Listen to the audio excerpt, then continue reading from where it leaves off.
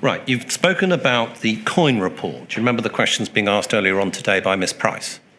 Yeah?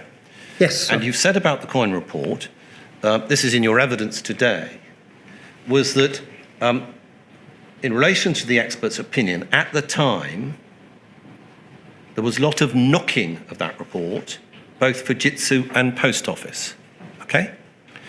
At the time, when you were dealing with the coin report and discussing it with Mr. Marsh, was the knocking from Post Office via Mr. Marsh about the coin report? There was a background noise from my company, Post Office Limited, that was basically saying, this is not a good report. This is not a sound report. Who did that background noise come from? Came from a variety of places. Well, name one. Well, certainly when Tony spoke to me on the day that we have talked about earlier today, he was dismissive of that report. But there were, I suspect, back in the bowels, as it were, of the organisation, there was significant people saying, this is no good. You suspect. Now, Mr. Miller, some part of your evidence, it appears as though you're speaking from a kind of a distance, like an out-of-body experience. What do you mean you suspect that there was some talk within Post Office about it?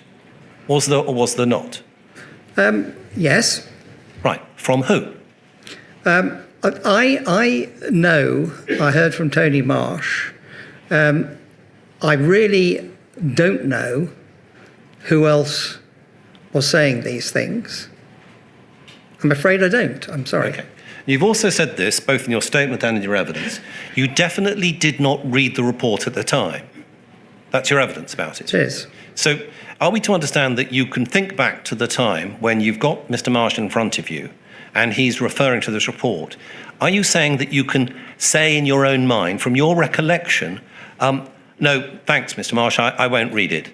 It's okay, no problem. No, I didn't say right. that. Why are you saying you definitely didn't read it? Do you remember not reading it? When I read it, when it was made available to me for the second time via this inquiry, I had not read that. So Mr. Marsh comes to you with a report that he's knocking, that you're hearing something going on in the background about from the Post Office knocking this report, and you decide not to read it. Is that what you're saying, Mr. Miller? I didn't read it. I've made that very clear to this inquiry, that I didn't read it, and it's a matter of some regret to me. Right. Mr. Miller, one of two things arise out of that. You're either lying through your teeth or you're a complete incompetent. Which? I'm not lying through my teeth. Right, so incompetence. If you wish to say that, yes. Or do you agree it's incompetence not to have read a report I am in these circumstances? I am not happy that I didn't read that report.